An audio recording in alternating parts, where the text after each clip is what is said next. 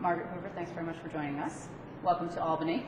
Thank you for having me to Albany. It's fabulous to be here. It's quite a day. So you wrote an op-ed today in the Daily News, and you were making this argument that I think is not unusual. Other people have also been making it, that it's actually conservative, in keeping with conservative values, to vote yes on gay marriage. Absolutely. It not only is keeping, there are two arguments I made in the article. First, I'm making the case that the New York Republican Party has a history and a legacy grounded in freedom. Right. The New York Republican Party began with William Seward when he ran as a Republican from New York State to run for the presidential nominee against Lincoln. He, of course, lost, but then he became Lincoln's Secretary of State. Right. He was an ardent abolitionist, a champion of individual freedom. Frederick Douglass hailed from Rochester, where he published the North Star, an abolitionist newspaper. He called himself a dyed-in-the-wool Republican.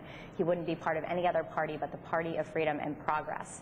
New York also gave birth to the U.S. suffrage movement, right? Elizabeth Cady Stanton did the Declaration of Sentiments in Seneca Falls. Susan B. Anthony, when she voted illegally in 1872, said she voted for a straight Republican ticket. These women were Republicans, and they were champions of freedom, and they led the March Forward for Freedom in the United States. So the New York Republican tradition is one that supports individual freedom and has since its founding. Okay, but the only problem is that that was a long time ago, and so now we have things like the Tea Party, for example, and you also have the State Conservative Party, which from a raw political standpoint is threatening people in a very real way. And it's one thing when people say they want to vote their conscience, it's another way when it means that you're actually going to lose your job. Right. So the first is the argument for the legacy of freedom. The second is the conservative argument. And there are several very strong, important conservative arguments for marriage. Marriage is a conservative value. We want to encourage, as conservatives, people to live with one another, to form bonds that are bonds that actually stabilize society. The more people depend on one another, the less they depend on the government. This is a conservative value. When people support one another, we have less dependence on the federal government and the state government. So marriage in and of itself is conservative. We want to expand that to more people. That is the legacy of freedom. But what do you say to people when they say, for example, the State Conservative Party chairman, who's just on my show last night, and said, you know what, this is Pandora's box. It opens up to things like polygamy, for example, because it's the slippery slope argument, right? The slippery slope argument, which is inherently flawed. But I really would like to know how many people. Here's what I've been so impressed with.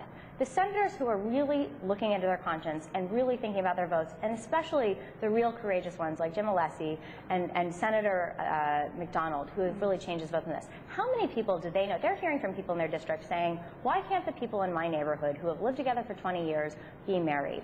They are not hearing from people in their neighborhood who are saying, I'm really concerned about the couple down the street because there's a third person moving in and they're going to start having multiple, polygamy is going to run rampant around New York. It's a slippery slope argument. It's not founded in reality. And it's one that is intended to mobilize fear within people, but it is not based in any real situation in New York or anywhere else across the country. What about the argument about religion? I mean, you can't say to a person who's Catholic, who is hearing from the Archbishop, a pretty powerful guy, who says, no, this rends the fabric of society. Well, you know, many people can respectfully disagree with the Archbishop, but the fact is this law actually has religious protections in it.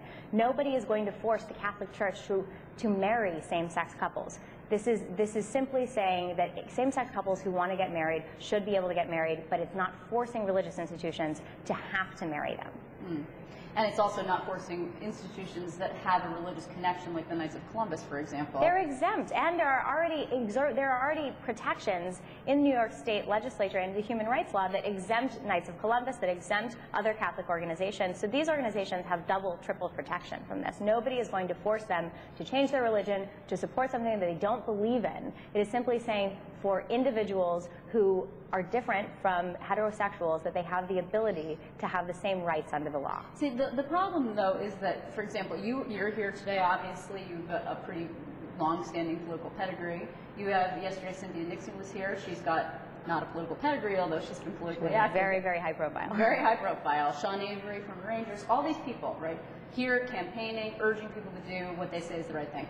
And then in 2012, when that rolls around, who's going to be protecting these folks? You raise a very, very good point, and I am very happy to work with a group of Republicans who have been very active on this issue and who are active broadly on many issues. And the people that I work with, we are going to be here for the people that vote on the right way on this vote. And I certainly understand why they're scared, but we are going to be here for them. There are a strong group of Republicans in New York, and that's why it's different this time. Some of the $1.5 million, some of the first money into this race was from Republican money in New York. Republican supportive money in the media campaign for this blitz, for this media blitz. So there are Republican donors, Republican supporters who don't want to leave anyone behind. And there's also a fear, of course, that you'll see things like what we saw in the governor's race, although it didn't obviously stop Andrew Cuomo from getting elected, but you did see a fight between a Tea Party candidate, Carl Palladino. It wasn't necessarily on gay rights and marriage, but a more moderate guy like Rick Blasio got really the boot. Well, and this is a little bit of a fallacy. I mean, the Tea Party is first and foremost about fiscal issues, financial issues, and small government, limited government. The Tea Party, when you really pull them, you get down to the issues, social issues come up 6, 7, 8 on a list of 10. They are not what mobilizes the Tea Party. The Tea Party has not arrived in the conscience of America because of social issues. It's arrived because of overspending, debts and deficits, generational theft. So these are issues that aren't going to change the calculus at all. So do you think then generally maybe the Republican Party and conservatives too should stop talking about social issues, stop talking about abortion, stop talking about gay marriage, stop talking about anything that has to do with anybody's personal life? If the Republican Party wants to have a chance in 2012, and if they want to have a chance with the next generation, the issues of the day, the things that motivate people are jobs, the economy, gas prices. National security is next on the list, but social issues are a divisive issue, and the Republican Party nationally should just put them aside. And so then that's why the idea of thinking is, okay, we'll get rid of it this year, and then maybe by next year voters will have forgotten about it because every day is a year in politics, particularly in Albany. The reality is there have been 73 Republican legislatures across the country that have voted for freedom to marry, and not one of them has lost their seat because of that vote. Legislators. Legislators. Because this will be the first Republican body that actually passes marriage if in fact it happens.